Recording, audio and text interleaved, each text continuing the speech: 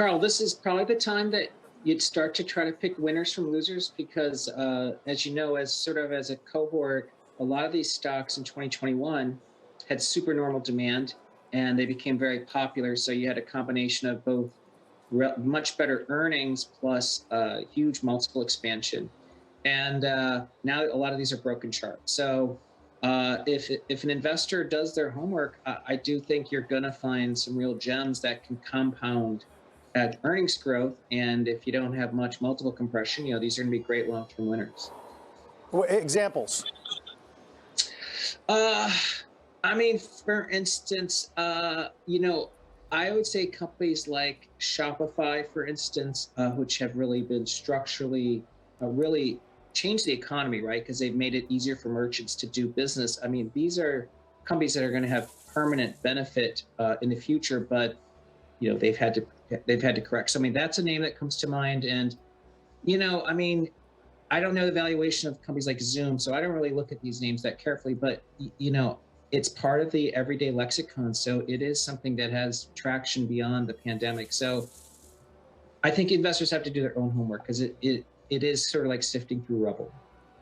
Yeah, and I mean, Peloton and its massive re-rating showed us that companies that pitched themselves as tech companies during the pandemic, they may have gotten that valuation at one point or another, but haven't lived up to it. And I wonder, do you think that there are any other sort of industries that could see that re-rating as well? Something that comes to mind maybe is ride sharing, but it hasn't run up at all really during the pandemic. But do you think that it's having more trouble showing that it has a real tech component? Yeah, I mean, ride sharing is a good example, like the Lyfts and Ubers.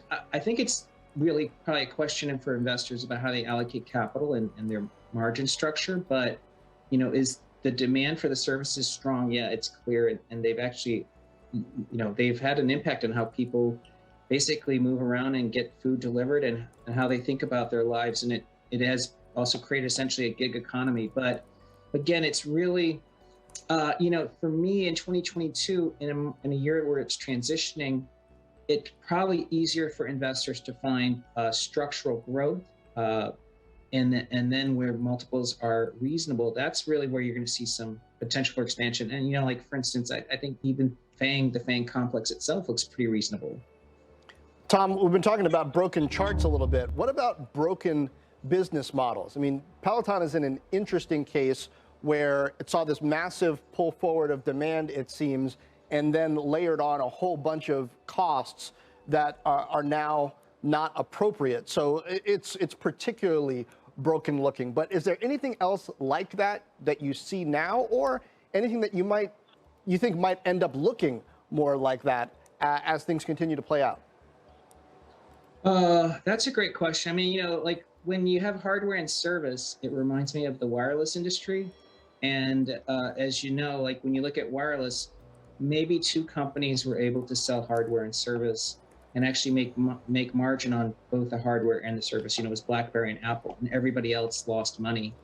So you either had to choose to be a service provider, or you had to become a middleware company like the tower industry, which had great returns. So I just think, anyone who is trying to recast something that is traditionally a cyclical business or has, as you're talking about, very heavy items that need movement, these aren't really tech-like businesses or asset-light, as you guys talked about. And unless you can charge more money with inflation, an asset-heavy business would work better. So for instance, I mean, that's kind of why the market is favoring things like financials and energy right now, because as you have inflation, their earnings actually track the inflation.